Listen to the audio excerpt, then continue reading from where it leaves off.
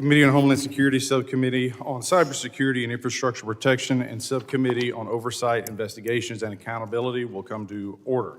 Without objection, the Chair may declare the committee in recess at any point. The purpose of this hearing is to examine how rapid advances in artificial intelligence, quantum computing, and cloud technologies are reshaping the cybersecurity landscape in ways that affect both U.S. defensive capabilities and the operational reach of our adversaries. The hearing will also assess how the adoption and governance of AI, cloud infrastructure, and post-quantum security measures are strengthening or, in some cases, exposing U.S. critical infrastructure, federal systems, and sensitive data, and what steps government and industry must take to stay ahead of the rapidly evolving threats. I now recognize myself for an opening statement.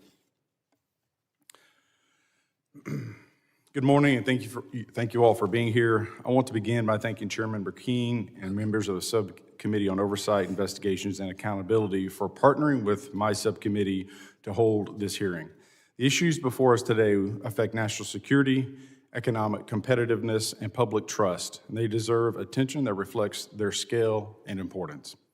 We're meeting at a time when the technologies shaping our digital environment are also shaping the security and strength of the United States. Artificial intelligence, cloud computing, and quantum technologies are now woven into how federal, state, and local governments operate, how intelligence is collected and analyzed, how critical infrastructure functions, and how American companies compete in a global economy. These technologies offer extraordinary promise, but they also introduce risks that are advancing faster than many of the frameworks and systems designed to manage them. Artificial intelligence is changing the pace and character of cyber activity. It allows information to be processed at speeds far beyond human capacity and perhaps in some ways even comprehension. It enables automation across complex networks and supports decision-making at scale. These capabilities can strengthen cyber defense and improve resilience. However, they can also be exploited to accelerate malicious activities, expand the reach of cyber operations, and make hostile actions more difficult to detect, attribute, and disrupt. Cloud computing has amplified both opportunity and risk. Cloud platforms have enabled modernization across government and industry, supporting flexibility, scalability, and innovation. Yet, they also consolidate vast amounts of data, access, and computing power into shared environments, raising the stakes of security, configuration, and oversight decisions. Quantum technologies present a longer-term challenge with significant implications. Much of our digital security relies on encryption to protect sensitive communications, verify identities, and secure critical systems. Advances in quantum computing raises serious questions about whether today's encryption methods will remain effective in the future. Our adversaries understand this risk and are already planning, including by collecting encrypted data now with the expectation that it may be accessed later. The threat environment surrounding these developments is intensifying. The People's Republic of China, PRC, and the Russian Federation, the RF, are investing heavily in advanced computing, automation, and data exploitation as tools of national power. They view artificial intelligence, cloud infrastructure, and emerging technologies as means to gain strategic advantage, conduct sustained cyber and intelligence operations, and operate below the threshold of an open or kinetic conflict. China in particular has pursued a model that tightly integrates government, military, academia, and the private sector. This approach allows innovations developed for commercial purposes to be adapted quickly for state use.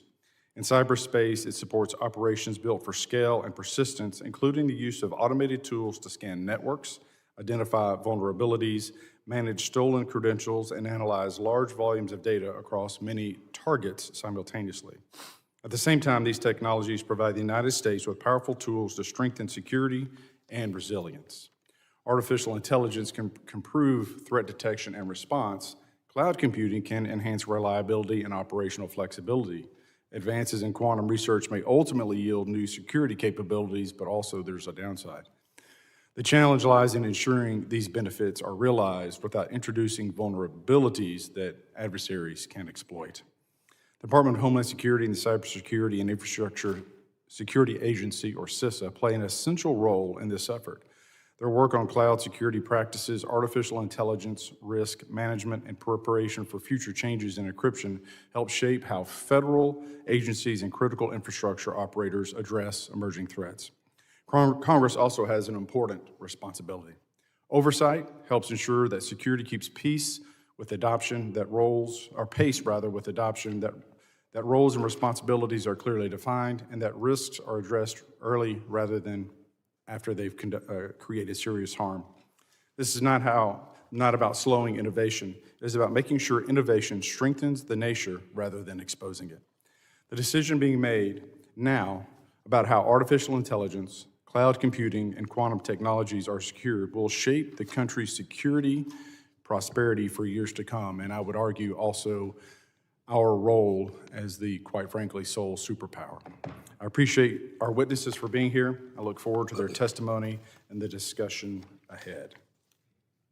I now recognize the ranking member for the Subcommittee on Oversight, Investigations, and Accountability, the gentleman from Michigan, Mr. Thanadar, for his opening statement.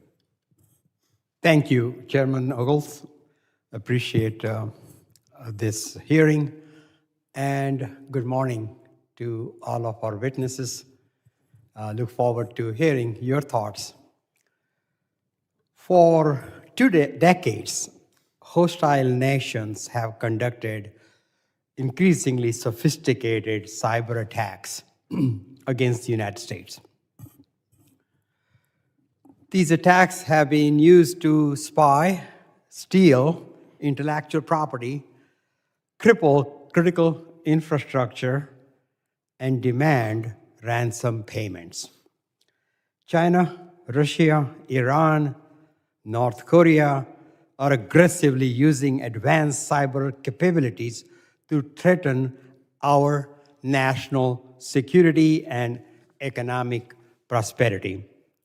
China is both the most active and persistent cyber threat and is also the only country with both the desire and the ability to reshape the world order, which is why it is extremely shocking that President Trump recently agreed to allow NVIDIA to sell advanced artificial intelligence chips to China. Really shocking. And let's just see some background information here. Why did this decision the president made? The president was quick to sell out America's security after NVIDIA's CEO attended a $1 million per plate dinner at Mar-a-Lago and donated to Trump's White House ballroom so much for America First. Trump's own Department of Justice has warned that China is seeking to become the AI leader by 2030 and plans to use AI chips to modernize its military, design and test weapons of mass destruction, and deploy advanced surveillance tools. We should be disrupting and dismantling threat actors whose actions threaten our national interest, not enabling them. The rapid development of emerging technologies, including advanced AI and quantum computing, enables and enhances security risk. These advanced technologies not only accelerate the cyber abilities of countries such as China, but they also make it easier for countries that are not well-resourced and enable a growing threat from organized criminal groups. Over the past year, cyber attacks have become faster, more widespread, and harder to detect. As AI-assisted cyber attacks hit harder and faster, it is critical that Congress extends CISA 2015, the Cybersecurity Information Sharing Act of 2015. CISA 2015 provides privacy and liability protection to companies to encourage them to share data about cyber vulnerabilities and threats. These protections are necessary to fully understand the risk and facilitate collaboration between the federal government and the private sector. Unfortunately, CISA 2015 expires next month. A 10-year extension is the best reauthorization strategy that will also provide the private sector with assurances while eliminating the risk of this authority lapsing. I look forward to hearing from our witnesses how else we can best defend against cyber attacks that are leveraging powerful emerging technologies. Thank you, and I yield back, Mr. Chair. Thank you, Ranking Member Thanadar, and I look forward to following up on your insightful comments. I now recognize the chairman for the Subcommittee on Oversight, Investigations, and Accountability, the gentleman from Oklahoma, Mr. Burkeen, for his opening statement. Thank you, Chairman Ogles. Good morning. Thank you to our witnesses. Very complex subject. Many of us, in all vulnerability, feel really unqualified to be in these discussions. Grateful we're going to have some expertise to drive into the massive amount of vulnerabilities that AI is presenting on our cyber front. As chair of the Subcommittee on Oversight, Investigations, and Accountability, I'm looking forward to partnering with the Subcommittee on Infrastructure Protection to focus on this topic, explore ways that Congress can assist the Department of Homeland Security in countering this new threat. This integration of AI into cyber attacks should concern every American. The recent cyber attack leveraging Anthropic's AI infrastructure showed that complex attack campaigns can now be conducted with little to no human interaction at speeds faster than a human could replicate. We've all seen how AI can easily streamline tasks that would otherwise be very labor-intensive, both in business and everyday life. Now that an attack like this has successfully taken place, we can expect to see more events like this in the future.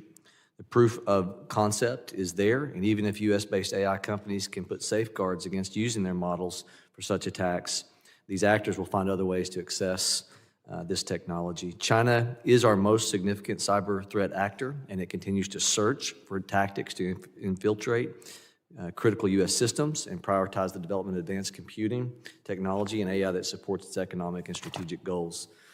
Cyber espionage has been a key part of their plan. China's plan, ongoing campaign of stealing intellectual property. This is decades old. They now have new tools.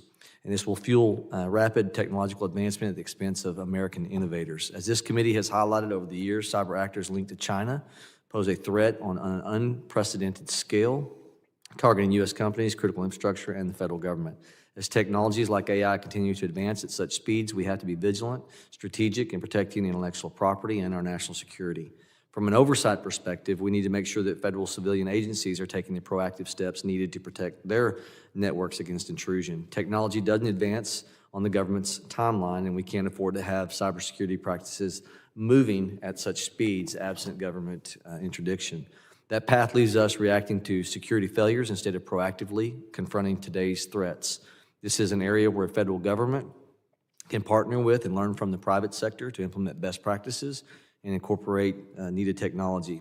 Federal government needs to be better at sharing information on cyber threats between federal agencies and with private stakeholders in a timelier manner. I hope to learn in today's hearings how Congress can empower the Department of Homeland Security and its sub-agencies to counter this threat and ensure safety and integrity of U.S.-based infrastructure. And I want to thank again our panel of witnesses for joining us today to discuss the cyber attack, implementation of that, and Congress and American people need to consider how we can work with you all and your expertise to safeguard our critical infrastructure. With that, I want to yield back to Chairman Ogles. Thank you, Chairman Burkeen, and just echo your sentiments. Other members of the committee, you are reminded that you can submit for the record an opening statement. I'm pleased to have a distinguished panel of witnesses before us today on this critical topic.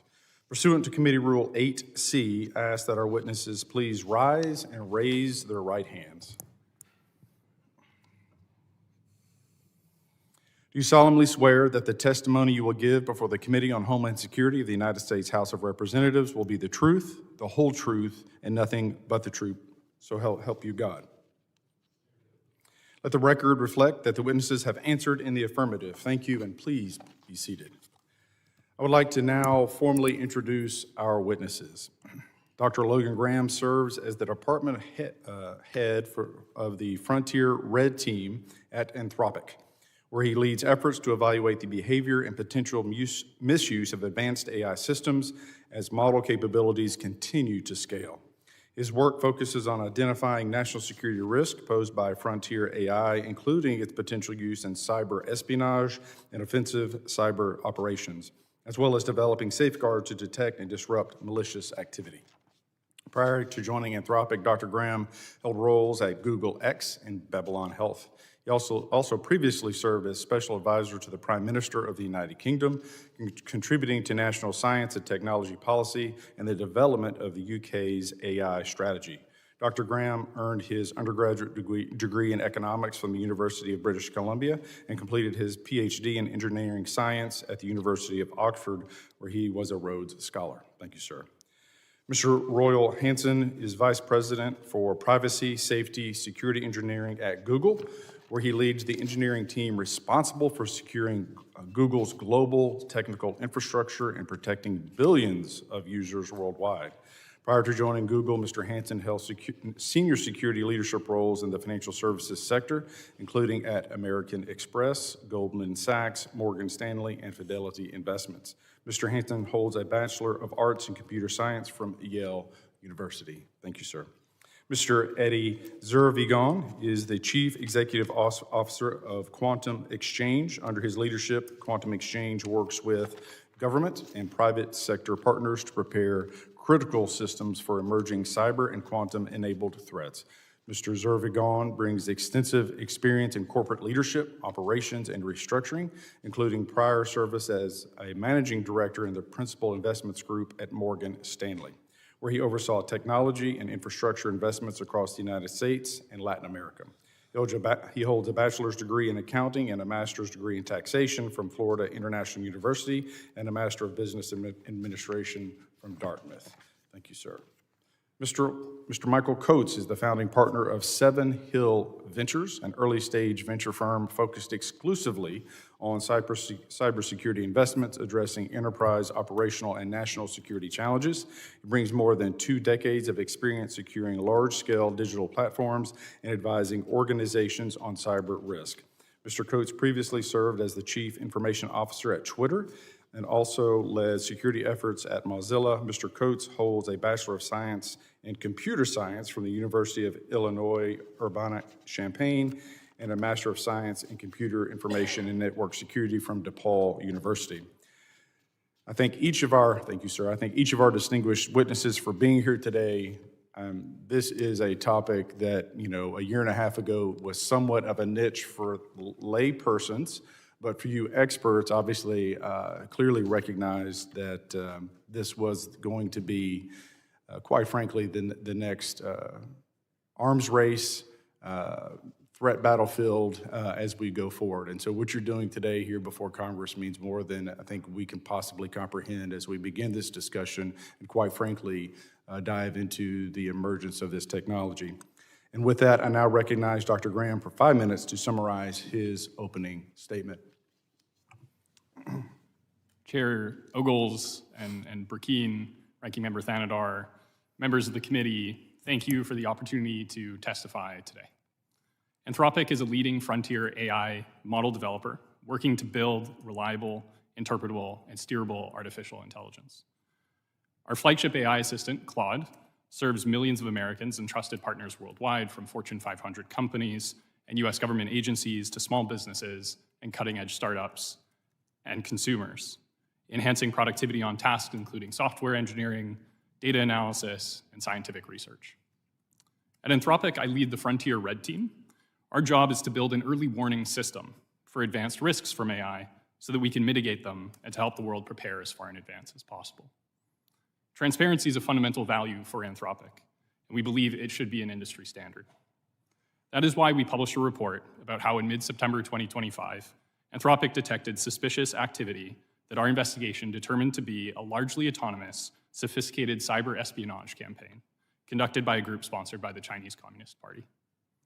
To be clear, Claude's code was not compromised, nor were Anthropic's labs infiltrated. Instead, this group maliciously misused Claude to automate large portions of cyber attacks against their targets. We estimate their use of the model allowed them to automate approximately 80 to 90% of the work that previously required humans to do. This is a significant increase in the speed and scale of operations compared to traditional methods. Further, this group invested significant resources and used their sophisticated network infrastructure in order to circumvent our safeguards and detection mechanisms prior to being detected. They then deceived the model into believing the tasks were ethical cybersecurity tests. The campaign consisted of a few distinct phases.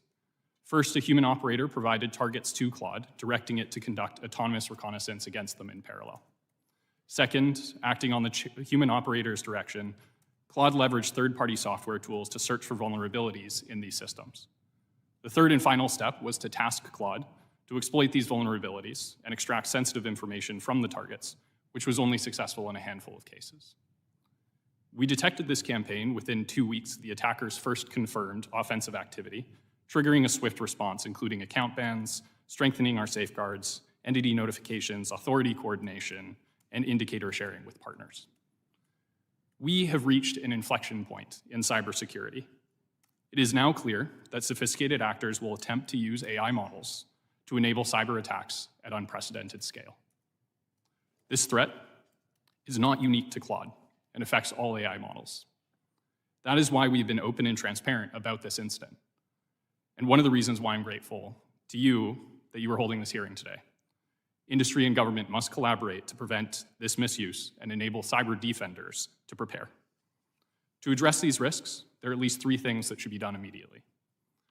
First, there needs to be rapid testing of models for national security capabilities. Government-led evaluations, like those conducted by NIST's Center for AI Standards and Innovation, give us visibility into model capabilities and security. Codifying and expanding this process is critical. Second, there must be robust threat intelligence sharing. Frontier AI labs and the US government need stronger channels to share indicators of misuse, as exists in critical infrastructure sectors. Third and finally, industry should invest in empowering our cyber defenders. We must make models useful for defenders and get them into their hands. Anthropic is improving its models for cyber defenders and building tools, for example, that can patch vulnerabilities. We cannot lose sight of the strategic picture. The United States and its allies must maintain leadership in AI. The Trump administration has taken important steps to advance US AI leadership, including accelerating the build-out of AI infrastructure, promoting federal adoption, and strengthening security testing and coordination. We strongly support these efforts. Equally critical is maintaining the United States' advantage in computing power, the single most important input into developing powerful AI models. The United States currently has a significant edge over the CCP in access to advanced chips. But if advanced compute flows to the CCP, its national champions could train models that exceed US frontier cyber capabilities. Attacks from these models will be much more difficult to detect and deter. We are in a race against threat actors who will stop at nothing to misuse AI for cyber attacks. Our response must be urgent, coordinated, and focused on securing systems faster than they can be attacked. Thank you again for the opportunity to testify, and I look forward to your questions. Thank you, Dr. Graham, and I recognize Mr. Hansen for 5 minutes to summarize his opening statement. Chairman Garbarino, Ogles, Burkeen, ranking members Thompson, Smallwell, Thanader, and members of the committee and subcommittees. Thank you for the opportunity to speak with you today. My name is Royal Hansen, and I serve as the Vice President of Privacy, Safety, Security Engineering at Google. And as discussed, we build the foundational technology that keeps billions of people safe online. As this committee knows, we stand at a critical technological inflection point. Rapid advances in AI are unlocking new possibilities for the way we work and accelerating innovation in science, technology, and beyond. Some of these same AI capabilities, however, can also be deployed by attackers, leading to understandable anxieties about the potential for AI to be misused for malicious purposes. Until recently, our analysis showed that government-backed threat actors were using generative AI primarily for common tasks like troubleshooting, research, and content generation. Over the past year, Google's threat intelligence team has identified an important shift, with adversaries not only leveraging AI for productivity gains, but deploying novel AI-enabled malware in active operations. We have identified malware families that use LLMs to generate malicious scripts, obfuscate their own code to evade detection, and use AI models to create malicious functions on demand, rather than hard coding them into the malware. This marks a new operational phase of AI abuse involving tools that dynamically alter behavior mid-execution. While still nascent, this development represents a significant step toward more autonomous and adaptive malware. We believe not only that these highly sophisticated threats can be countered, but that AI can supercharge our cyber defenses and enhance our collective security. LLMs can unlock new and promising opportunities, from sifting through complex telemetry to secure coding, vulnerability discovery, and streamlining operations. Google's AI-based efforts like Big Sleep and OSS Fuzz have demonstrated AI's capability to find new zero-day vulnerabilities in well-tested, widely used software. And recently, we developed CodeMender, an AI-powered agent that utilizes the advanced reasoning capabilities of our Gemini models to automatically fix critical code vulnerabilities. CodeMender scales security, accelerating time to patch across the open source landscape. It represents a major leap in proactive AI-powered defense and includes features such as root cause analysis and self-validating patching. We believe the private sector, governments, educational institutions, and other stakeholders must work together to maximize AI's benefits while also reducing the risks of abuse. As innovation moves forward, the industry more broadly needs security standards for building and deploying AI responsibly. That's why Google introduced the Secure AI Framework, or SAFE, a conceptual framework to secure AI systems. Our recent expansion to SAFE 2.0 addresses the rapidly emerging risks posed by autonomous AI agents and extends our proven framework with new guidance on agent security risks and controls to mitigate them. We published a comprehensive toolkit for developers that includes resources and guidance for designing, building, and evaluating AI models responsibly. We've also shared best practices for implementing safeguards, evaluating model safety, and red teaming to test and secure AI systems. We are committed to developing technology responsibly and in a manner that is built for safety, enables accountability, and upholds high standards of scientific excellence. For example, as part of our industry-leading security architecture, we do not offer our core products such as Search, Gmail, Maps, and YouTube in mainland China. We also do not conduct AI research, offer domestic cloud services, or have data centers in mainland China. Our comprehensive approach means we secure all components of the AI ecosystem, including data, infrastructure, applications, and models. As governments and civil society leaders look to counter the growing threat from cyber criminals and state-backed attackers, we're committed to leading the way in using AI to tip the balance of cybersecurity in favor of defenders. Finally, this is more than a job for me. My youngest son, now 15, has suffered from a chronic illness for the past 5 years, during which time he has rarely moved from lying down in a dark, cold room. One of the few things that gives him hope is that technologies like AI and quantum will continue to yield scientific and medical breakthroughs that will alleviate his suffering and the suffering of millions like him. Security and safety are among the critical foundations that will enable this science at digital speed. I am personally committed to that mission with the help of both the public and private sector. We look forward to answering your questions. Well, thank you, Mr. Hansen. Just kind of first of all, thank you for sharing, and I look forward to hearing more about what you're working on, sir. We do have votes, so we will take a short recess. I would ask all members of the committee after the second vote to come back here as promptly as possible so that we can get to the remaining two witnesses and their opening testimony. I plan on starting as quickly as we can if that's possible. So thank you all. We will take a short recess.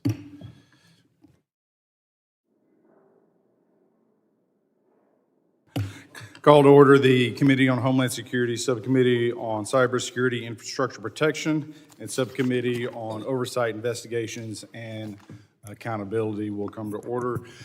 Again, thank you, Mr. Hanson. And then would like to recognize Mr. Zervigon for 5 minutes to summarize his opening statement. And again, to the witnesses, we appreciate your patience. Thank you. Good morning, Chairman Garbarino, Ranking Members Thompson, Thanadar, Chairman Ogles, Chairman Burkeen, and members of the committee. Thank you very much for the opportunity to testify today. My name is Eddie Zervigon, and I'm the CEO of Quantum Exchange. We were founded in 2018, 2 years after NIST was tasked with evaluating the algorithms to take us into the quantum age. Quantum Exchange is a cybersecurity company that interoperates with the major network infrastructure vendors to enable encryption that protects data today and into the post-quantum future, with hardware and software solutions developed entirely in the United States. While quantum computing and AI promise new breakthrough capabilities, they also introduce significant risk to our national and economic security. They must be urgently addressed. AI can enable faster, more dangerous cyber attacks, and quantum computers can break current encryption standards, exposing sensitive data. These capabilities will be weaponized by our adversaries, creating a very dangerous imbalance in our cyber defenses. For more than 50 years, encryption has safeguarded our data from theft and misuse. We've had the luxury of a set-it-and-forget-it mindset, trusting its strength by default. That era is now ending with quantum computing. Think about it like this. Imagine all digital communication from government agencies sent over the past 10 years being readable by our adversaries. This is a real threat to the U.S. today. Rogue nation-states and state-sponsored terrorist groups are collecting encrypted data now to decrypt later with a quantum computer. Further, now imagine our adversaries reading sensitive government data in real time and altering it without anyone knowing. This could be tomorrow's reality. Public and private sector work on quantum resilient solutions is ongoing. Technologies like post-quantum cryptography, PQC, or quantum-safe encryption algorithms are part of the solution, but not the complete answer. Despite our best efforts, post-quantum cryptography may still be vulnerable to quantum-related attacks, all of which raises the fundamental question and challenge. What happens when an algorithm breaks? Because it is a when and not if. Every agency CIO, enterprise CISO, security vendor, and network gear manufacturer must be able to answer that question. In our view, what's needed to ensure data security and confidentiality in the quantum age is an architectural approach, not just a new algorithm. This architectural approach enables agencies to focus on securing the network that data travels on to strengthen the existing infrastructure against quantum attacks, while minimizing disruption to existing operations. This is how our government agencies need to be protected. When you have valuables in your house, the first step isn't going out and buying a new jewelry box with biometric access controls. It's locking your front and back doors, so the house is secure and harder to get in. Once your home is secure, then you can figure out what specific rooms need further locks or security measures to protect your valuables and sensitive documents. Federal agencies handling sensitive data need to act now and follow the lead set by Customs and Border Protection. Our work with CBP to incorporate PQCs across their network infrastructure in 2026 has shown that you can begin to secure your networks today with quantum-resistant technologies in a FIPS-validated way without having to rip and replace your entire infrastructure. I cannot stress enough, the timing here is critical. Agencies that fail to prepare today risk leaving their data vulnerable. Every day that we are not quantum resistant is another day that data is harvested to be decrypted later. It is important to note that we at Quantum Exchange are not the only ones advocating for action today. The Quantum Industry Coalition, of which we are a part of, as well as Amazon Web Services, Google, IBM, Microsoft, Accenture, and others, believe that agencies handling sensitive government data should be actively working and preparing for the transition and should begin migrating to high-risk systems to FIPS/NIST validated PQC where possible. Having the opportunity to meet with several of your offices, I was often asked, what can Congress do? Through this committee's leadership and building off the work previously done, Congress can accelerate the timelines for PQC compliance, allocate the budget to allow migration process to begin, and work with leaders within the administration to encourage adoption as the technology is readily available and deployable today. America's defenses cannot stop at our physical borders. Through your leadership and efforts, and in partnership with private sector partners like us, we can and will secure America's digital borders too. In closing, I want to thank you again for the opportunity to offer some thoughts today, and I look forward to your questions. Thank you. Thank you, Mr. Zervigon. I now recognize Mr. Coates for 5 minutes to summarize his opening statement. Chairman Ogles, Ranking Member Swalwell, Chairman Burkeen, and Ranking Member Tanador, thank you for the opportunity to testify. I'm honored to be here to discuss the changing cybersecurity landscape and the impacts of artificial intelligence and quantum computing. My perspective is grounded in over 20 years of experience in cybersecurity, including service as a Chief Information Security Officer, leadership in global software security organizations, founding a technology startup, and investing in cybersecurity innovation. Today, we sit at the precipice of significant change. While much attention is paid to AI and future breakthroughs like AGI, the most immediate impact on cybersecurity is not the creation of entirely new threats. Instead, AI and quantum technologies are collapsing the time, cost, and skill required to conduct cyber operations. These changes are outpacing existing technical, regulatory, and operational defenses, fundamentally reshaping the threat landscape. Historically, different attackers, nation-states, cybercriminal organizations, and lone hacktivists were constrained by skill, resources, and scale. The most sophisticated attacks were largely limited to nation-states, while criminals focused on repeatable, monetizable techniques. That constraint is rapidly changing. Recent real-world examples, such as the report issued by Anthropic, show AI systems being used as a central orchestration layer for complete cyber operations, coordinating reconnaissance, exploitation, and execution with limited human involvement. While the techniques themselves may not be novel, the orchestration and automation represent a meaningful shift in adversary capability. Agentic AI further removes human constraints. Autonomous systems are not limited by time, fatigue, or attention, and research recently released from Stanford, Carnegie Mellon, and Grace One AI already show AI-driven penetration testing performing at or above the level of highly skilled professionals at a fraction of the cost. At the same time, AI is accelerating vulnerability discovery and exploitation. AI-powered software analysis is capable of identifying previously unknown zero-day vulnerabilities faster than ever. Yet for many organizations, the long-standing challenge has not been awareness that a vulnerability exists, but rather the inability to patch and remediate quickly. As attack timelines compress, this operational inertia becomes more dangerous. The practical result is a dramatic reduction in the time available for defenders. Comprehensive attacks are easier to launch, the pool of capable adversaries expands, and smaller organizations, such as hospitals, schools, and small businesses, are increasingly exposed to the same level of adversarial capability once reserved for critical national infrastructure. This compression of time changes the nature of cyber risk itself. Defenders are often no longer responding to early indicators, but to attacks that are already in progress. Intelligent automation allows attacks to become continuous rather than episodic, eroding assumptions that organizations can recover between incidents or rely on periodic assessments. The widening gap between machine speed attacks and human speed defenses means cybersecurity outcomes are increasingly determined by whether defenses can operate at comparable speeds. These shifts have clear implications for defense, policy, and coordination. First, secure by design principles must become a baseline expectation, particularly as AI increasingly writes and modifies software. Second, regulatory clarity is critical. Fragmented or ambitious regulations can slow defensive responses in an environment where speed matters. Third, public-private coordination remains essential, ensuring that defensive learning keeps pace with adversarial innovation. Fourth, defensive capabilities must increasingly rely on automation and autonomy, as purely human-driven defenses will struggle to keep up. And fifth, finally, quantum preparedness is necessary. While post-quantum cryptographic standards exist, the challenge lies in the time and coordination required to migrate existing systems before an adversary achieves cryptographically relevant quantum capability. Finally, trust and transparency in AI systems are crucial. AI reflects the data, incentives, and governance under which it is trained. In a security-related context, understanding potential model bias and model origin is as important as performance. Artificial intelligence and quantum computing are accelerating forces that dramatically reshape cybersecurity.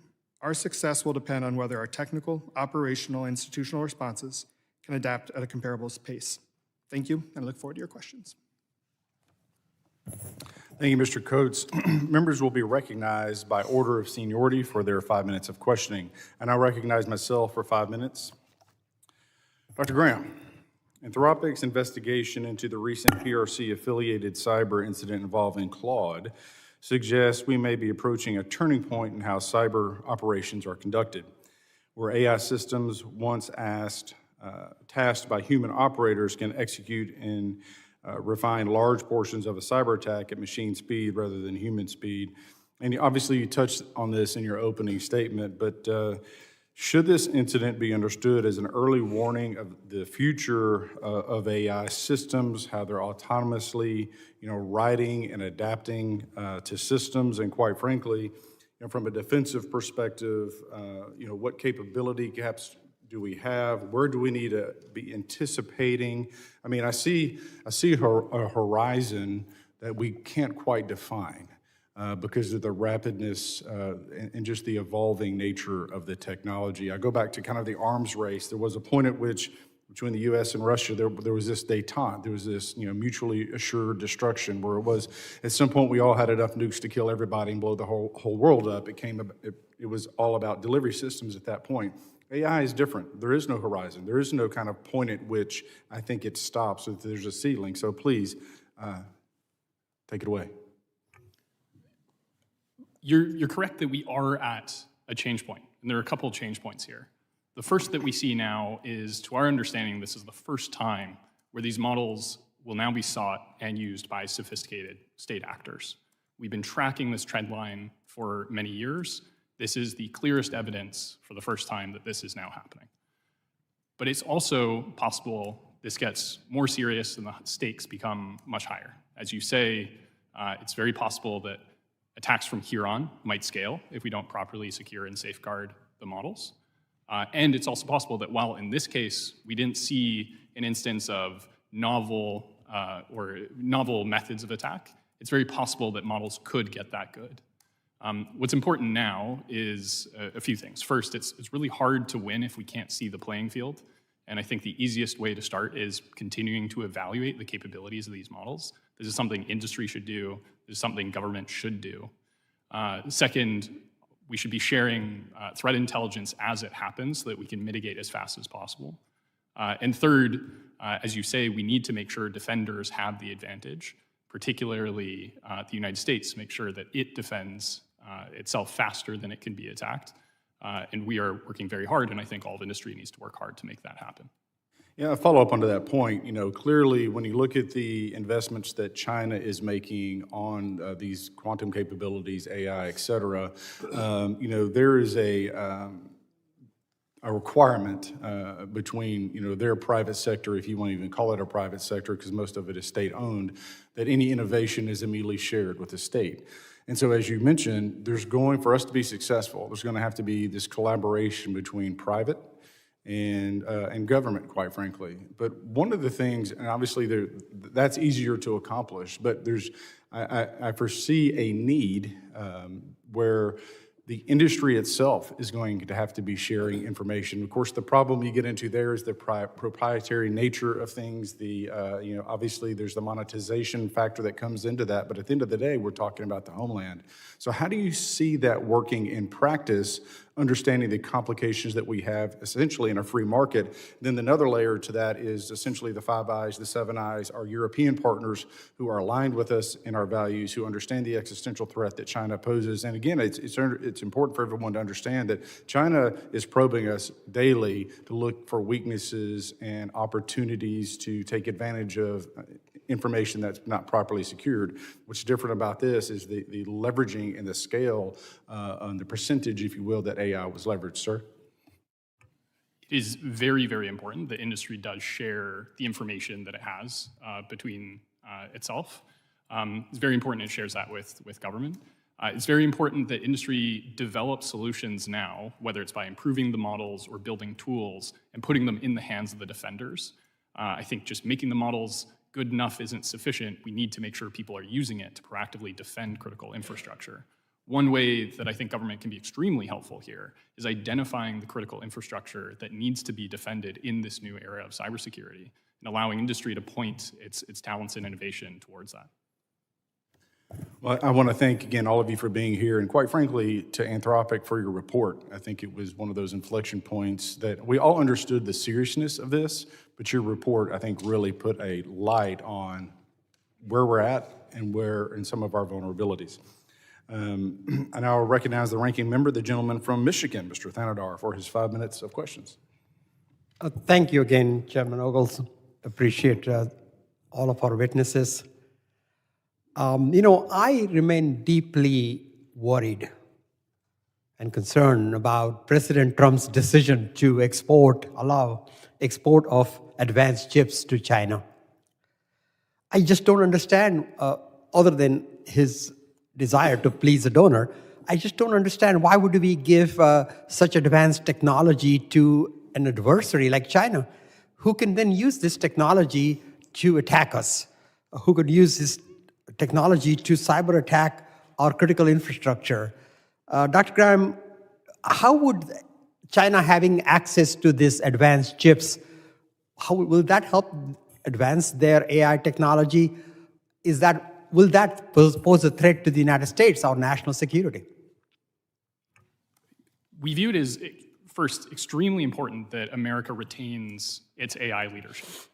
The most important input to this is the compute advantage. My concern from watching these models progress in their capabilities, especially as a result of the cyber espionage campaign, is that if Chinese frontier labs have access to similar amounts of compute, they could train models that are equally or more capable in the cyber domain, and that this could unleash new scale and new sophistication, and we will have a harder time detecting and defending it. Thank you. I want to shift my focus. I only have a little limited time. I want to shift my focus on immigration. In his first term, President Trump's first term, and now in his second term, there is just so much of hate against immigrants.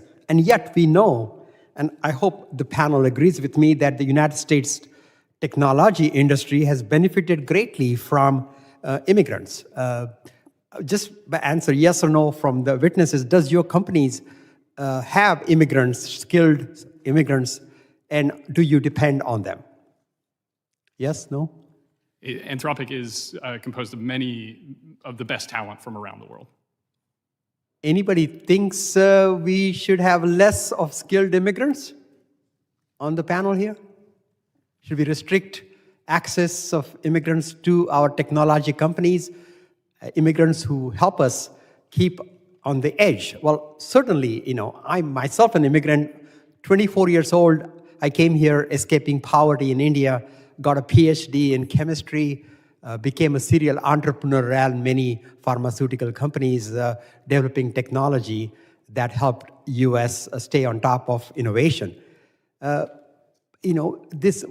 it is important that American jobs be protected, it's important that we create skills, but at the same time, our tech industry heavily depends on skill sets, immigrant skill sets. Have the actions of the Trump administration, how has acts of the Trump administration made it difficult to retain international talent in your companies with regard to both international workers choosing to leave or being forced to leave due to discrimination, changes, the hardship that they have in terms of getting their status adjusted, getting their green cards, the long delayed in processing, making it harder to get an H-1B visa. Just wanted to understand what kind of impact these administrations' positions are doing to your ability to grow your companies, grow your new technology for the United States? Anybody? Yeah. Well, it's not my issue area that I cover in the company. Speaking for my team, it's really important that I find and hire the best people around the world that are committed to our mission of making AI stay secure and ensuring America's leadership. Yeah. Anybody else? How important is immigration? I would just say again, it's not. We'd have to talk to our HR department so we can come back to you with. I'll relay that question to the teams. What % of your organization has immigrants? I wouldn't know the exact number, but certainly we do have green cards and immigrants that work at Google. Thank you. Thank you. Anybody else? Again, the need continues, and for us, America, to have its edge on innovation, whether it's cybersecurity, AI, quantum, we must have skilled workforce. And if that means we have to depend on immigrants, so be it. Thank you. I yield back. The gentleman yields back. I recognize the chairman of the Subcommittee on Oversight, Investigations, and Accountability, the gentleman from Oklahoma, Mr. Burkeen. Thank you, Mr. Chairman. Mr. Hansen, just before I get started, prayers over your son. May the Lord do what human hands can't. Appreciate your passion, appreciate your vulnerability in sharing that. Also appreciate what you expressed about limiting services for mainland China. I think that's great that your company is willing to do that. My hope is that others would watch your concern over proprietary information and the desire to make sure that U.S. citizenry is protected and follow your lead. Mr. Graham, you talked about that you felt like that robust intelligence sharing could be enhanced. So what is it that you are seeing that could be improved upon about, of course, your front line, free market, government learns from it? What can the Fed be doing to a greater level, Homeland Security specific to this committee's assignment, to make sure that that robust intelligence sharing is happening so that, in real time we're sending out information that others can be protected based upon immediate experience? A fundamental issue here is that as the technology gets better, we're going to start seeing new patterns that are potentially more sophisticated that either in industry or across government we have not seen before in terms of what these attacks look like. I think the first most important thing is we need good and quick and sensitive channels to share the novelty of this information, possibly within and to government and across industry. We probably need to get ahead of it as well. So we need to be able to share information prior to the attack occurring. We regularly brief and share information about model capabilities as they're advancing. In general, any effort here, I think, is extremely valuable and I think is going to put all of industry in a better position. One of the things we can do is there are people that work behind the scenes that never, get in front of the limelight of government. So without naming names, what division with Homeland Security can we highlight to just send a special thank you to working with you? I'm not an issue expert in the specific components of Homeland Security, but would very happily follow up with you to talk more. It'd be great. We want to make sure we're congratulating those groups that are taking your experience seriously. I want to talk about the at-scale capability of 80 to 90% of non-human hands-on, what would be formerly labor-intensive, now turned into generated by computer processing. So, Mr. Hansen, if AI is utilized to provoke, then AI can be utilized to defend. So how can we enhance our scale of utilizing AI to wall off?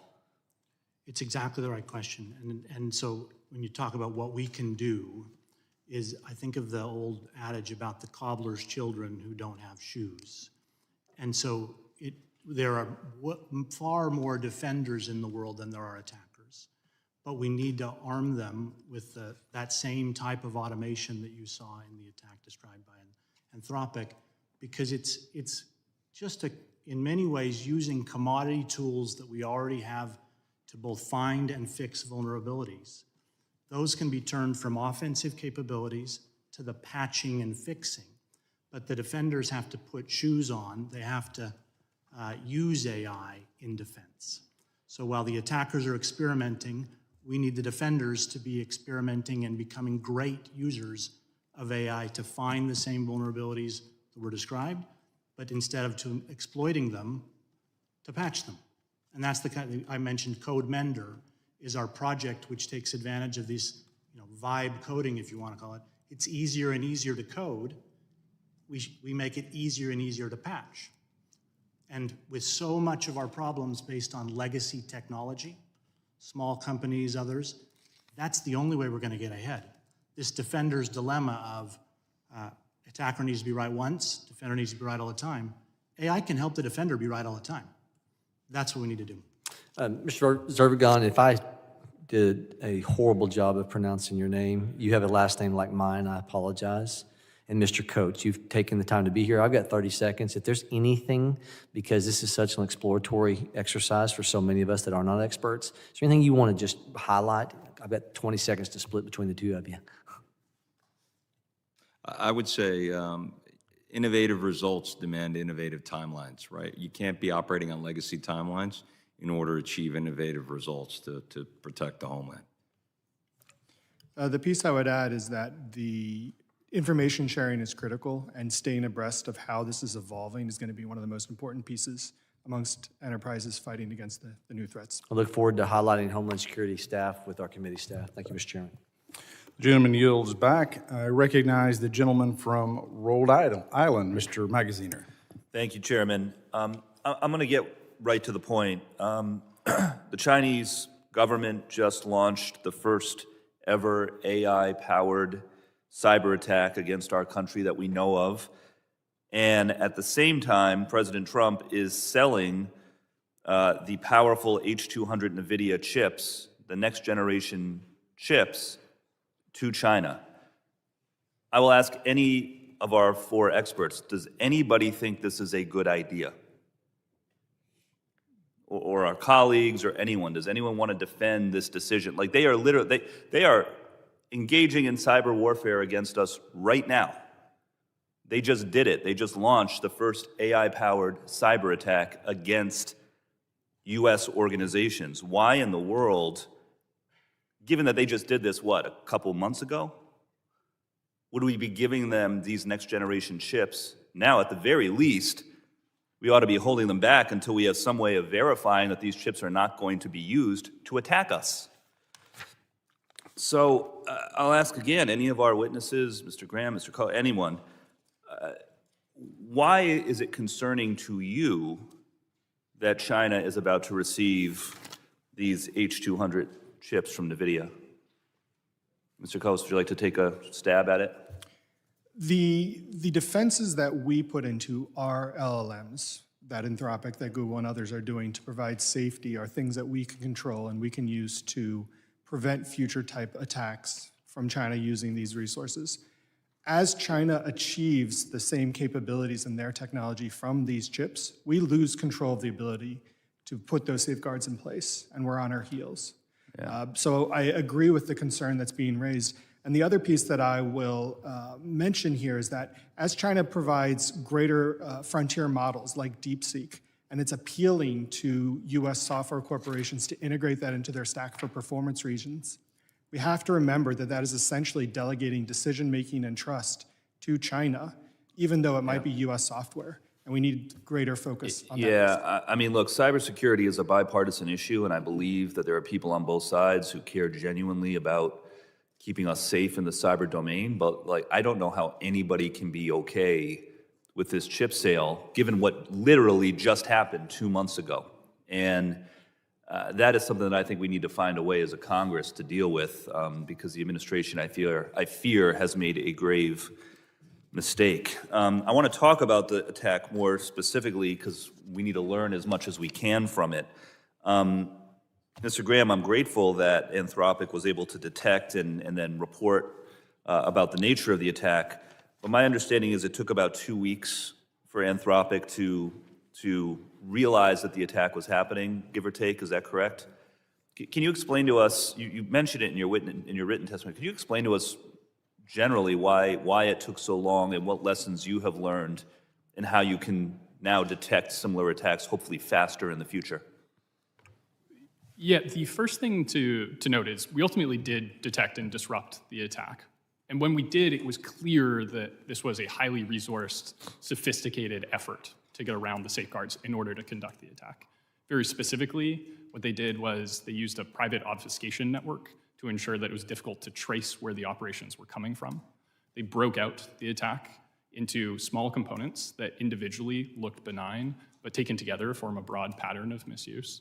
And then ultimately, they deceived the model to believing that it was performing ethical. I mean, they basically told the model, help us figure out how to protect ourselves from a cyber attack, but in so doing, the model revealed the vulnerabilities to a cyber attack. Is that, in layman's terms, what happened? That is one of the components, and that highlights one of the key issues with cybersecurity. Yeah, I mean, I would just say as like a lay person that seems like something that ought to be flagged, right? If someone says, help me figure out what my vulnerabilities are, there should be an instant flag that someone may actually be looking for vulnerabilities for a nefarious purpose.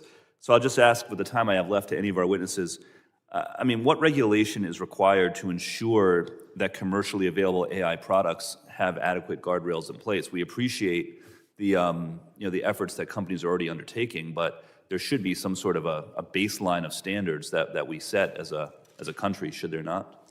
We released this Secure AI Framework SAFE, and then there's a 2.0 version, as well as a Coalition for Secure AI, where we're not just helping set standards, but open source the implementations, so broadly people can take advantage of and use those in their infrastructure. All right, thank you all. I yield back. The gentleman yields back. I now recognize the gentleman from Texas, Mr. Luttrell. Thank you, Mr. For Chairman. 5 minutes. Mr. Zervigon, is that how I say it? Perfect. Yes, sir. You spoke on architecture and how to secure our proverbial infrastructure and how information flows. And the question was hinted at earlier, and we need to know this on this side. Who is it that you deal with? Department of Homeland Security, Mr. Burkeen brought that up.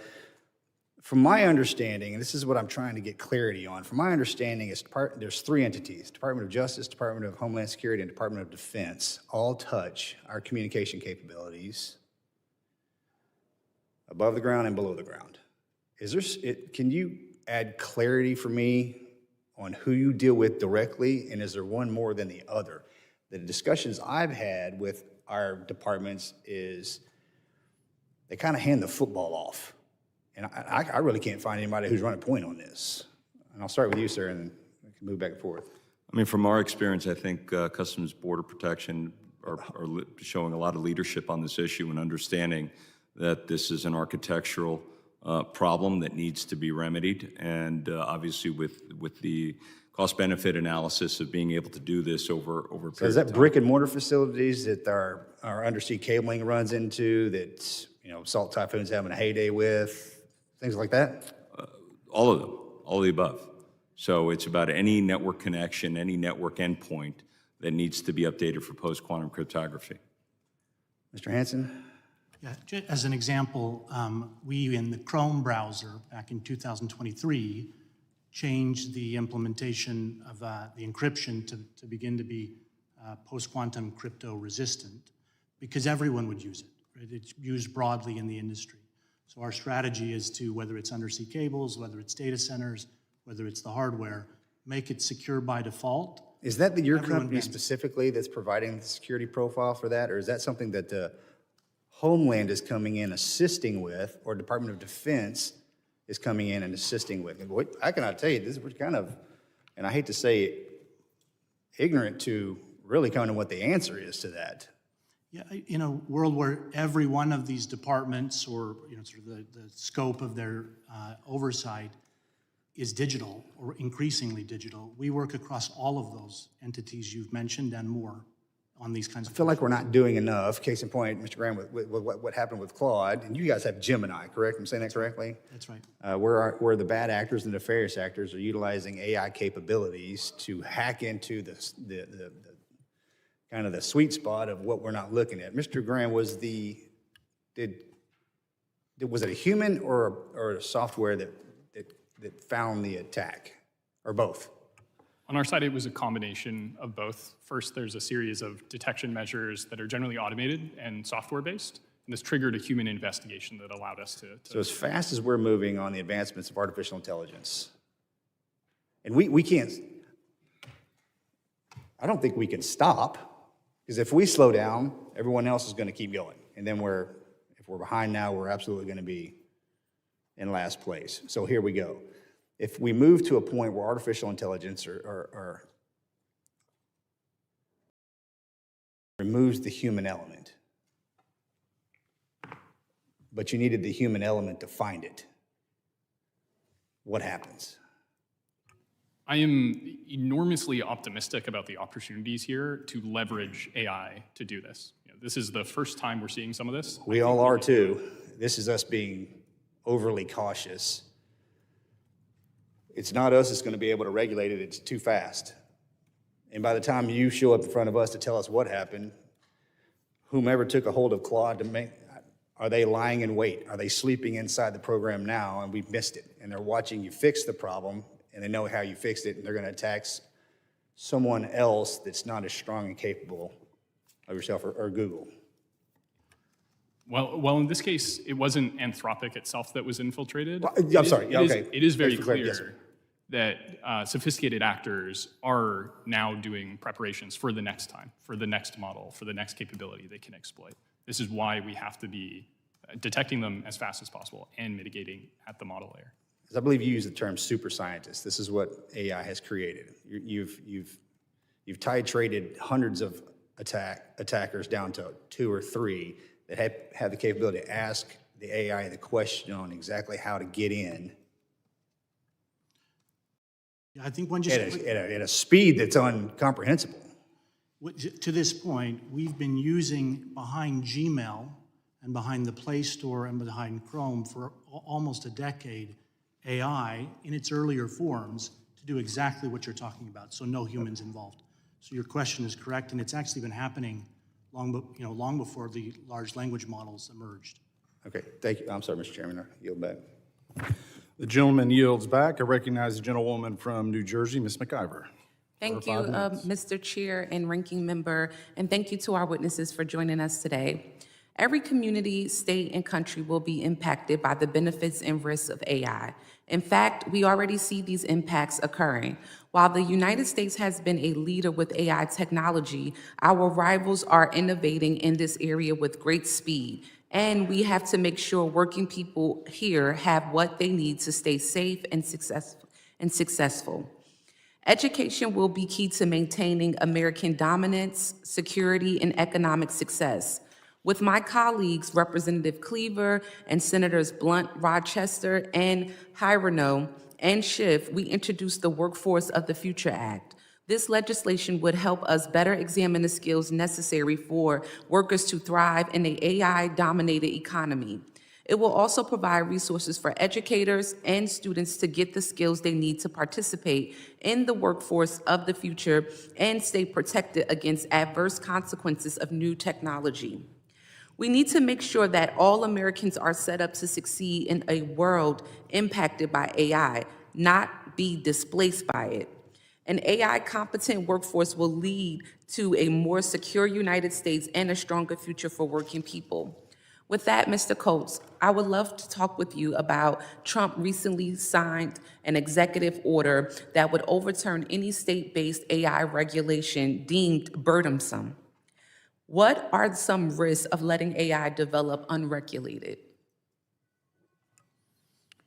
I think the important piece with AI regulation is to set clear guidelines and rules of the road and establish transparency amongst the creators.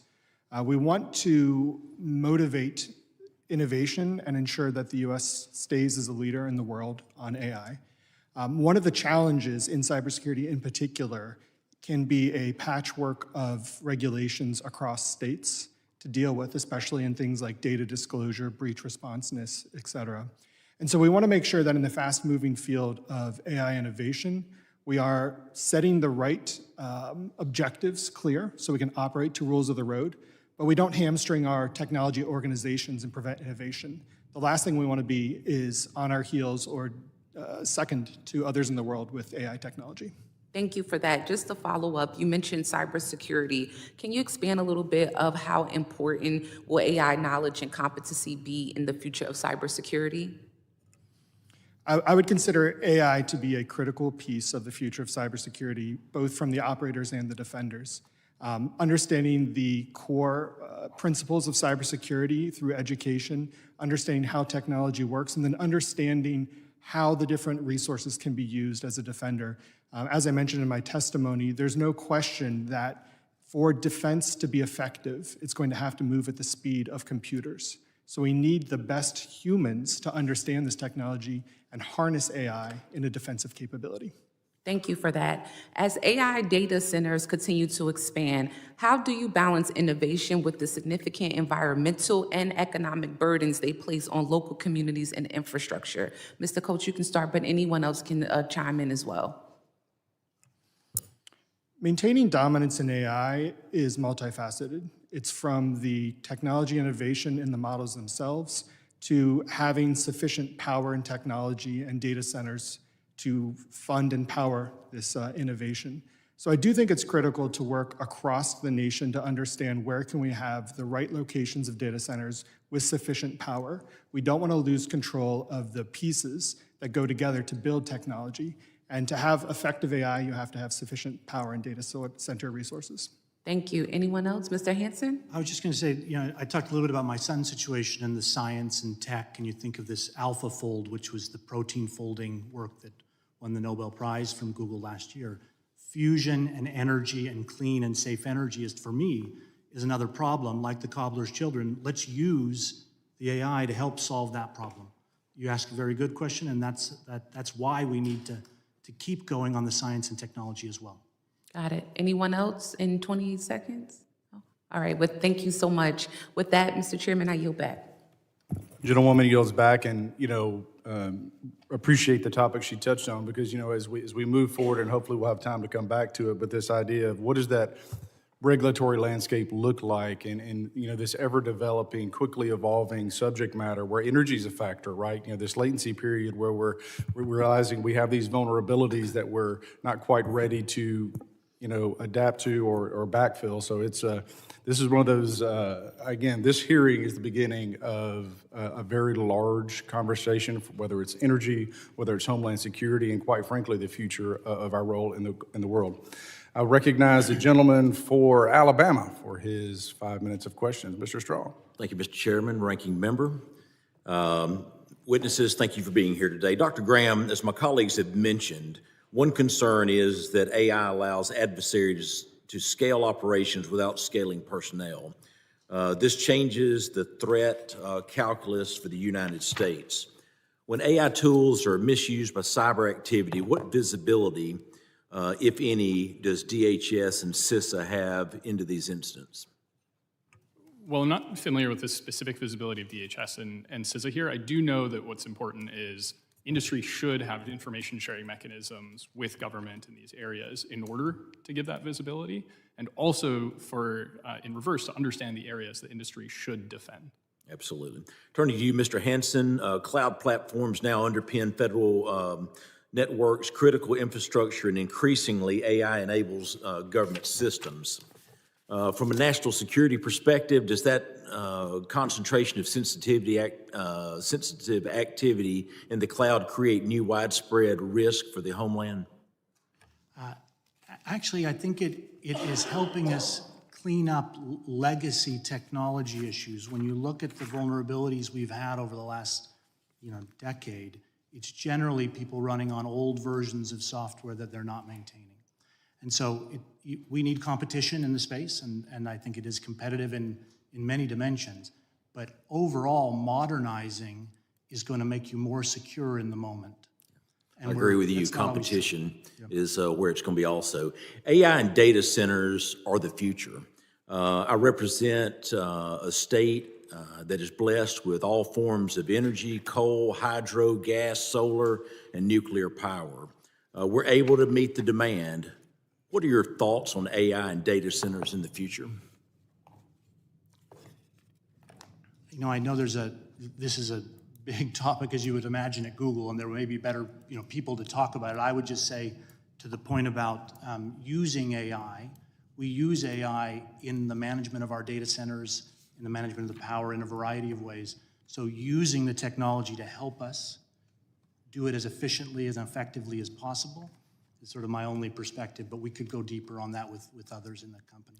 I also know that companies like Google, Meta, which both of those are located in my district, work closely with universities and the public sector on emerging technologies. In my district, we have institutions such as the Alabama School of Cyber Technology and Engineering that focuses on building early hands-on cyber and technology skills. Mr. Hansen, from your view, how can public-private partnerships and collaboration with universities help accelerate practical understanding and to secure adoption of AI and cloud technologies across the government? It's a really great question and relates to the workforce question as well. We, in fact, over the last few years have stood up what we call cyber clinics, and these are not just with the big state universities or private universities. They're with community colleges, and they represent places across the country. So I think the working together on the curriculum, the technology, the approach for the next generation is critical. Thank you. Mr. Zervigon, many national security data sets must remain secure for decades. What are the biggest practical challenges to deploying quantum-resistant encryption at scale today? The desire to do so, I think. I think the capabilities are there. There are many innovative technologies and innovative companies that can assist. And with the desire to do so, I think we can start going by protecting the transport layer, right? The overriding layer that which this information, this data travels. Thank you. How can government and industry work together to reduce risk without disrupting operations or slowing innovation? Looking at it from an architectural standpoint, it's not just about the math, it's not just about creating new algorithms, it's about creating an architecture that allow you to deliver these algorithms, be able to swap them out at scale, be able to protect ourselves in the case that an algorithm is broken, because it will happen. And so by doing so, it allows us to mitigate the effects, the ill effects of a harvest now, decrypt later attack. Thank you. To close out, I'd like to ask all the witnesses, if resources are limited, what should DHS and CISA prioritize first to reduce cyber risk most effectively? I'll start on the end. I think establishing threat intelligence sharing channels, very important. Identifying infrastructure that needs to be secured, that we can go secure. Thank you, Mr. Hansen. Modernization, right? This is not something we go backwards on. We got to go forwards. Again, looking at the transport layer, looking at the biggest pipes carrying the most important pertinent data, and protect those first and then move downward from there. It would be information sharing on emerging threats and adoption of autonomous defense systems. Thank you. Mr. Chairman, I yield back. The gentleman yields back. I now recognize the gentleman from Louisiana, Mr. Carter, for his 5 minutes. Thank you, Mr. Chairman. Cybersecurity is no longer a hypothetical risk. It is a real and growing threat to Louisiana and to our nation's energy security. Louisiana sits at the heart of America's energy system, with refineries, petrochemical plants, pipelines, LNG export terminals, offshore platforms, and the electric grid, all tightly interconnected. A successful cyber attack on any one of these systems could ripple across our entire national economy. In 2021, the Colonial Pipeline cyber attack shut down a major fuel artery, caused shortages across the Southeast, and drove panic buying and price spikes, all without a single physical asset being damaged. That attack showed just how vulnerable our energy systems can be.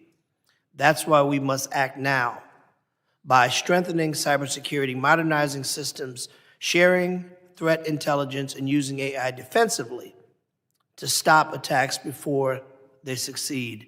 Mr. Coates, in your testimony, you state that bias in AI systems, whether intentional or unintentional, can affect how software is generated, how alerts are prioritized, how decisions are made.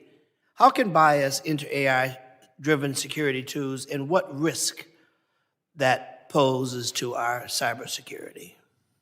It's an excellent question. The challenge in front of us is that we are offloading decision-making into AI when we use AI in our software systems.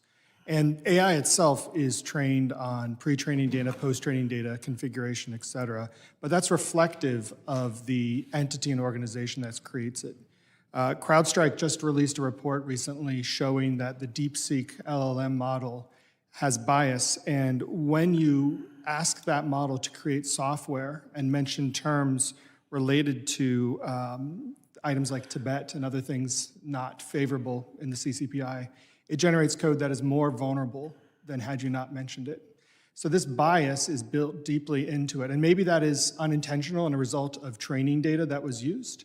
But nonetheless, we need to be aware that if American corporations are using software that's powered by LLMs that are built outside the US, that bias could come back to put us in a more risky position.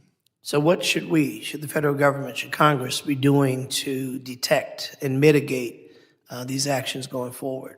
The most important piece here is transparency, requiring in the bill of materials for software procurement that we clearly state the origin of the pieces of the software. This is something we're doing already, but needs to be expanded to cover things like LLM, including where it was created, training information, et cetera. Dr. Graham, you predict these attacks will only grow in effectiveness. What steps should we be taking to get ahead of this evolving threats, particularly those targeting critical infrastructure? What should Congress, what should we be doing as this committee do to arm you, to arm others, to make sure that we are not playing catch up, but we're catching this before it happens? The very first thing we should do is that industry and government should share threat intelligence so that we can get ahead. Is that happening at a rate that you're comfortable? It should always happen faster and more. The second is that I believe Congress can enable the deployment of these tools defensively. We can identify the infrastructure we should proactively defend, and we can support or remove barriers to deploying these tools in order to defend them. Mr. Hansen, as CISA developed and issued AI guidance, it worked in collaboration with our international allies. Why should the U.S. continue to coordinate with countries in this area? Yeah, I was thinking about this when I was in Poland just after the Russian invasion of Ukraine. And they explained how they were now getting grain on the railroad out of Ukraine through Poland, but it had to be changed at the border because the Soviet-era railroad tracks gauge was different from that in the West. I view this the same. We want American technology to be the railroad gauge of the 21st century. And so to me, it's a national security question that people use our technology and not others. Mrs. Zervigon, I've got a lot of good friends in Louisiana with that name, so we'll check boxes and see if Luis or some of those people are related to you. But are they really? Fantastic. Some of my very dear friends. But now that we've had our family reunion, tell me about investments. Are we making the kind of investments to stay ahead of the nefarious actors, as was mentioned earlier? We know that the bad guys sometimes get a lot more information than we do, and their technology grows pretty quickly. What can we do to make sure, because we've got listening ears here, and this is a great bipartisan group of individuals who really want to help. And I know my time's expired, so can you give me a quick answer on that? Sure. I mean, as I mentioned in my testimony, I think increasing the budget for the migration, right? I think we don't have to do as much on the inventorying and the assessing and the understanding. We know the pipes that we need to secure. We know the data that we need to secure. We need to start doing that. And also, I think helping that is accelerating the timelines and removing these artificial numbers out in the distance when we should start doing it now. Thank you, Mr. Chairman. You're very generous. The gentleman yields back. Thank you, sir, for your questions. I'm going to go to the gentleman from Texas. Thank you, Mr. Chairman. Mr. Luttrell for a second round. The amount of data centers that we are building out, they draw a lot of power. And we are steadily increasing the footprint of each one of those facilities. Now, Texas stands alone as far as the national grid goes. There will come a time, the amount of power drawn on everything that we're putting onto the grid will kill it. And I'm talking next year, 2 years maybe max. Then what?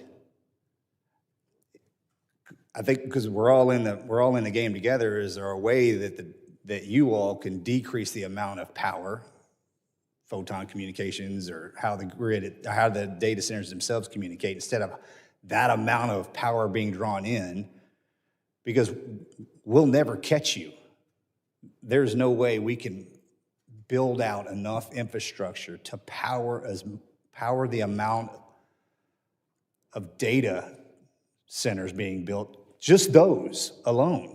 So I don't know if this is more of a question than a concern, that I'm sure you're thinking about this. There's going to come a hinge point that it's either going to be an all-stop evolution. We have to do what we have right now, because China, they don't have that problem. They're building hand over fist just to keep up the amount of energy that they're drawing. What do we do? So, you talked a little bit about the fusion or technological investment, so I think we need to get started on doing that. We also, and you've seen this from Google with our TPUs, which is a different type of chip, there are more efficient ways to do some of the computational work related to AI. And so I think we need a round of innovation, which we're investing in, to make these chips more efficient and more performant at the same time. Will that happen before the grid That's the fails? work. Yeah, that is the work. Mr. Graham, Mr. Coates, anything on this? I mean, Ms. McIver hit the nail on the head here. This is a very real thing, and we're not trying to slow innovation in any way, shape, or form. The entire globe is moving to the metaverse, and we have to be able to sustain that. And we do not have the infrastructure in place. And I think in Texas, in 2 years, it's going to hit. I'd bet you $1 on that one. But anyway, thanks, sir. Yield back. Gentleman yields back. I'll go to the gentleman, the ranking member from OI&A, Mr. Thanadar. Thank you, Chairman Ogles. Appreciate it. As cyber attacks evolve, it is critical that the private sector share information about cyber threats with the federal government. This evolution is only accelerating due to AI, making it more important than ever that the federal government has the information necessary to understand current threat landscape. The Cybersecurity Information Sharing Act of 2015, the law that facilitates this kind of critical information sharing between the private sector and federal government. This law is set to expire on January 30th. My question to all of you is, how important is it that Congress pass a long-term reauthorization of CISA 2015, particularly in light of the rapid evolution and deployment of novel technologies? I think this is critical. In cybersecurity defense, the basic primitives are known across organizations. We understand the plumbing, the core items that we need to do, but the techniques and the methods being used by the adversaries continues to change. It's crucial that organizations can say, we've discovered this piece, and share it with others. So collectively, we don't need to compete on defense, but look at it as a national imperative that we are secure, and information sharing is a key piece of that. Thank you. Yeah, we're very supportive. In fact, I'd go further and say the Information Sharing and Analysis Centers, the ISACs, which exist by sector, this isn't just going to be a technical issue. This will be a healthcare, energy, and so the sector-specific sharing we need to focus on as well, particularly as AI operates more at the human layer than at the technical layer. And the private sector is usually on the top of the developments, and certainly would be in a position to help the federal government, right? Absolutely. One of the reasons I came to Google after working in financial services for many years was the realization that every industry would need the benefits of security being baked into their technology, which includes sharing and making it easier for people to defend themselves. Thank you. I appreciate it. And you're back. Gentleman yields back. You know, there's there's a lot to unpack here.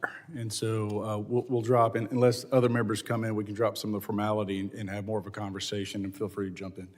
I guess I want to start us off with, is we know that we have a lot of, I think, infrastructure gaps. I mean, I like to say we're the dominant predator currently across landscapes, but in this space in particular, that can change rapidly. So when you're setting the marker down, if you had to predict, and whoever wants to answer, and understanding this is just a prediction, when you think of our nearest adversary, how long before they are at quantum computing? And I know that's a big question, by the way. So, but who wants to guess? That would be the $64,000 question. Right. But are we talking about 2 years or 12 years? I think the better analysis is whatever the number is, the data that you want to keep secret and you want to keep protected, is it outside of that? So if you think that a quantum or cryptographically relevant quantum computer is 5 years out, then any information outside of the 5 we know is problematic. So we need to make sure that we're protected. It's not like Y2K, where it's one moment in time where we need to worry about. It's that moment in time, and then the predating of that information and protecting that information. Well, that's kind of where I wanted to take this, is that when I think about, just in general, we as individuals, members of Congress, kind of device hygiene, the amount of information that's stored that, if compromised, that is suddenly is unlocked or unleashed. And my fear is currently, as has been stated, is there's a harvesting going on of information across sectors. So, financial services, that actually what piqued my interest in AI was being on the Financial Services Committee, and specifically the Subcommittee on National Security. And I'm thinking about all of the threats and how they're escalating and continuing to escalate when it comes to personal information, but also breaching of accounts, where suddenly your voice, if it's out there somewhere, can be replicated, where IDs can be falsified, et cetera. And so, if you want to speak to the amount of information, and then what do we do with it? Like, do we need to take this information offline? Do we silo it? How do we clean up this mess, all these footprints and fingerprints that we have all left across that cyber landscape, because it's being harvested, quite frankly, to be weaponized against us? I'm going to start with Dr. Graham. I think there are a number of very substantial opportunities that we have here. I'm extremely optimistic about using AI to help do this. Anthropic takes privacy and sensitivity of data extremely seriously. I think we could probably unleash quite a lot of innovation here using AI to secure data, infrastructure, sensitive systems. I think this is going to be one of the important topics if we deploy this technology more and more into the economy, to ensure that it's critical we get it to defend critical infrastructure without exposing it anymore. First of all, the reason we implemented the new encryption in Chrome was to start to get ahead of exactly the kind of question you're talking about. So there are some common utilities, whereas we at Google or other companies migrate, you get an architectural benefit for others. But to the point on using AI, we have used, again, even before large language models, AI to help identify unused data, label data per certain sensitivities, and then you can implement policy that protects it. But I think he's correct. We'll have to use AI to get to the scale of the problem that you're describing. That means we'll also have to modernize, though, because we can't do that with the servers that are under desks and in sort of second-class data centers that no one's modernized before. So that combination of modernization and using the tools, I do think we can scale to that problem. I see two parts to the question you raise, one of which is how do we defend organizations against the rising orchestration of attacks that we've talked about some through AI. And the second piece around how quantum changes things. And the biggest challenge with decrypting, the ability to decrypt traffic when quantum becomes relevant, is the change that we need to do to be defensive here is a administrative and operational change. We understand the systems that we have inside our organizations. We need to essentially upgrade them. And unfortunately, with the number of priorities we have for cybersecurity, it needs to become a top issue for organizations to say, this needs to happen by this date. Because otherwise, we're going to be really caught behind the 8 ball, where the data will be captured, it will be decrypted, and the time to do the upgrade will be so significant that we'll be in that risky position for a much longer period. Thank you. You know, Google's infrastructure, the amount of computing that you're supporting, from government to private to health, just across the board. When you look at these kind of constant attacks, so just had a hearing last week, Financial Services on the Oversight Committee, and we had everyone from Verizon to the credit card companies to across the board, right? The social media platforms, the architecture platforms, and we were talking about the threats that they're facing and the amount of investment that is being made, and quite frankly, leveraging. So when it comes to credit cards, for example, where you have AI that is constantly watching transactions, looking for those patterns that otherwise are outside the norms. But what are those fail points when you look at that ecosystem from a Google perspective? Yeah, it's a great point, and I'll maybe just extend that a little bit and see if this is what you're asking about, but is that the controls that we care about in finance or healthcare or transportation are going to be different. The risks are different. And so it's not just about the plumbing, let's call it, the technology, but in your credit card, the limits you set, show me any transaction over $100 and you get that monitoring. You think about the kind of monitoring that occurs in healthcare. I think the key is that this isn't just a technical problem, this is an industry problem, and AI can help because AI understands the language. If you write a policy that says this heartbeat level is problematic under these conditions, the AI model is going to be better at monitoring that than a human. So that's where we need to go, is to use AI. This is I keep coming back to the cobbler's children. Let's not, be, shoeless in defending ourselves. Well, again, on the AI, when I think about when you look at Elon and some of the other companies that are doing the autonomous robots or humanoids, whatever you want to call them, and the ability to have a partner that now can watch a child who is ill, or a spouse or an elderly parent that is, where they're wearing a ring or a bracelet, where they're constantly being monitored in real time, where you have a situation where they can dispense or disperse medicines and again are immediately relaying back to the doctor. There's a huge upside to this. And it's going to be transformative in a way that, again, I think is hard to fathom. My concern is when we have these nation states that are constantly seeking to exploit what otherwise could be used for tremendous good. And so I do think when I think about China and their overt, at this point, they're not even hiding it. I think they were testing. The question or the point was made is, I don't think we should ever underestimate our adversaries. This idea that they put it out there, it was detected. They're watching to see how you detected it.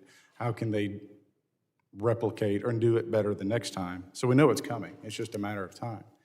As we think about and the investment, quite frankly, that they're making, is that I think from our perspective, we have to do a better job. Put up the guardrails, increase the transparency, but this flow of information is going to be critical. And that's going to include some of our partners overseas. So from an industry perspective, how is that cross-collaboration going with some of our European partners or Israel, or to the extent that you can disclose? On topics of national security, Anthropic works with the U.S. and democratic allies quite heavily for exactly this reason. One of the areas of collaboration that has helped the most has been in testing of model capabilities so that everybody understands where we're at and what's coming down the pipeline. That is the key first step. Additionally, there are probably international insights into how we do secure our infrastructure and learn from each other. Broadly, we generally support this, and I think it's a testament to America's leadership that it has instigated that degree of international collaboration. And it's a great point, and just my job's changed dramatically from the 20 years ago when I started. I was just thinking this year, I was in Tokyo, Singapore, Abu Dhabi, Tel Aviv, Sao Paulo, Warsaw, talking exactly about these kinds of issues and how do we raise the baseline for those citizens. So it's a big part of the job. We realize that. For us, I think a large part of it is on the architecture, right? As we develop the architecture that allows different countries, different regions to employ the encryption that they want to employ, we certainly like to show leadership in that, and we are, and with the work that NIST has done over the past decade. But at the end of the day, different countries, different regions are going to want to do what they want to do. So focusing on the architecture enables that. In terms of information sharing, I would point to the innovation pipeline. I was just in Tel Aviv last week at a major cyber security conference, speaking with startups and other innovators in the space. And Tel Aviv in particular, in Israel, creates amazing technology that bridges to the United States as one of their main customer bases. So as we look at where the next great ideas are coming from, they are being created inside the United States, and they're being created with our allies, and working closely, especially with Israel, for cybersecurity is definitely to our advantage.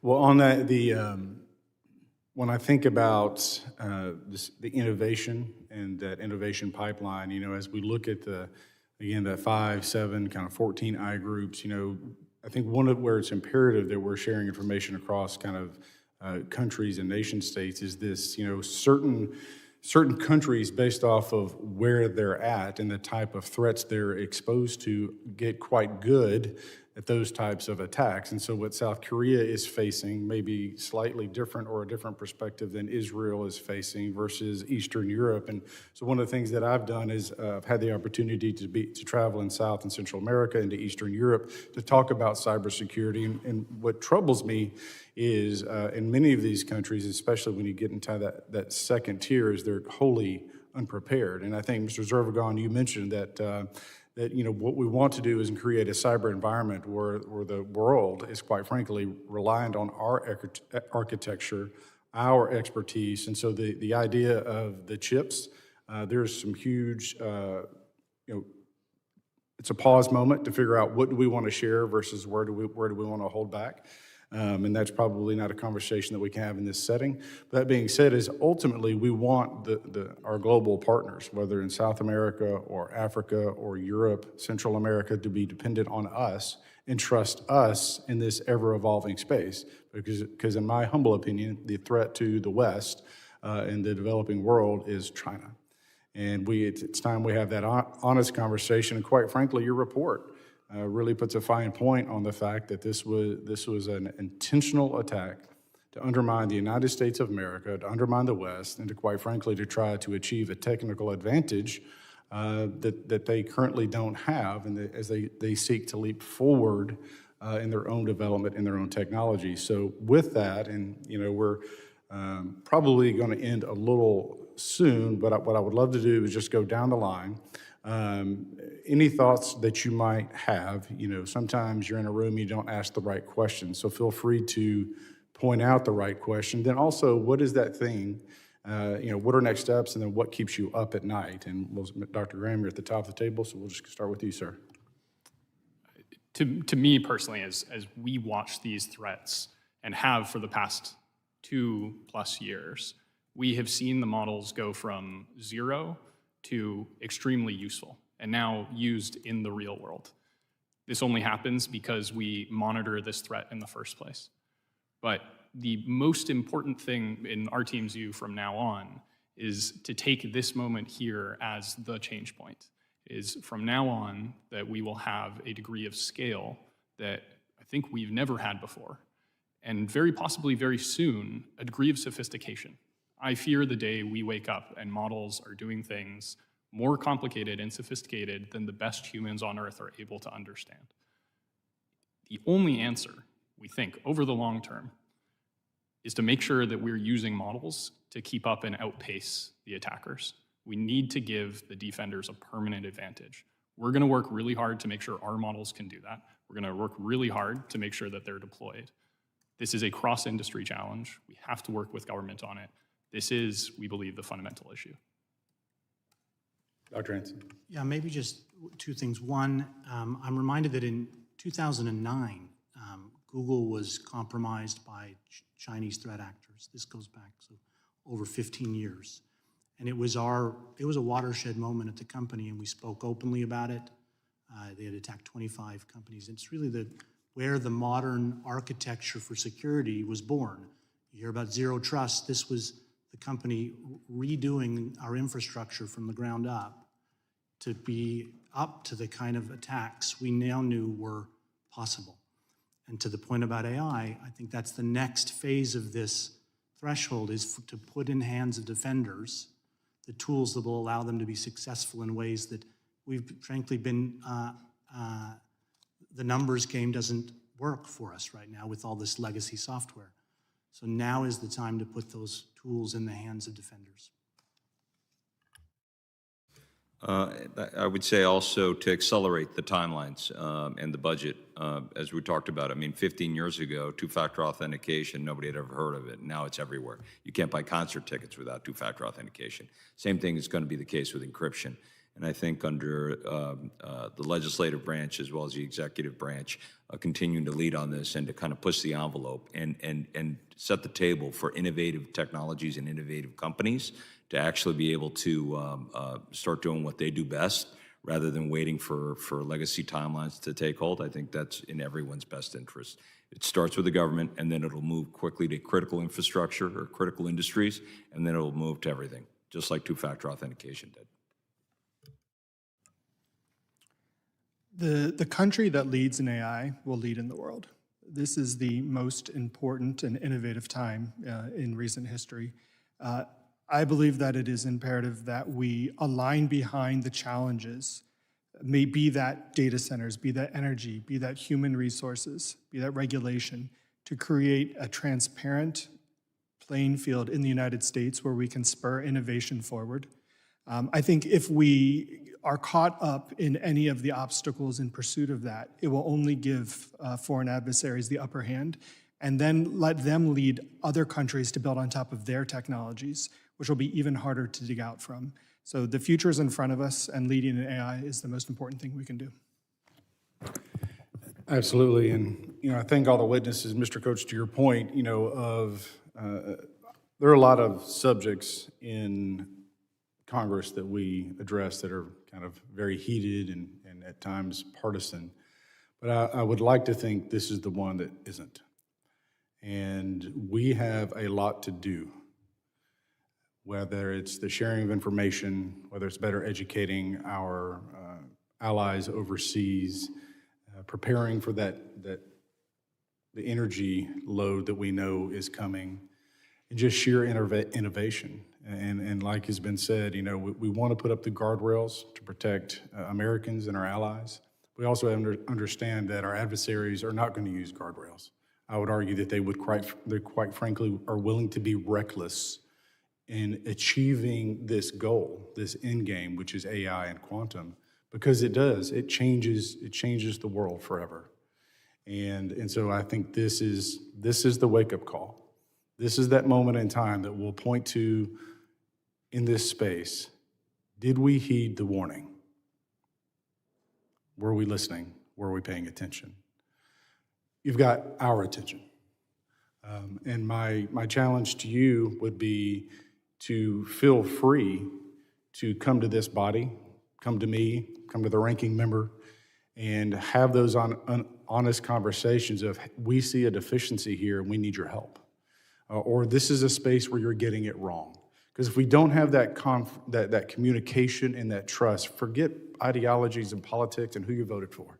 This is about national security. This is about your son, right? It's not putting impediments and guardrails in the way that impedes that cure or whatever discovery is next. And I can't imagine what the future looks like, but it's coming, whether we prepare for it or not. And so I commend all of you for being here. And quite frankly, I would love to have the conversation with each of you about having a working group that is outside, that reports back to this body. We can get bipartisan membership to participate in it. So to guarantee that we truly, it's one thing to give platitudes, right? It's one thing, oh, we're going to share information, we're going to work with our allies, we're going to do the right thing for the right reasons. But if we're not having the conversations, it's all platitudes. And I'm not one to shy and beat around the bush. If we don't get this right, we're screwed, right? I think you said, Dr. Hansen, the defender has to be right every time, right? Your adversary only has to be right once. And if we mess this up, it changes everything forever. Any final thoughts? Well, again, I thank you all. I'm humbled that you would come before Congress. It is important that we have this conversation. I look forward to getting to know each of you better, and I personally will reach out to each one of you individually so that you know that you have access to Congress every single day of the week, 24/7. I will answer my phone. With that, the committee stands adjourned, and God bless you, sir, and your son.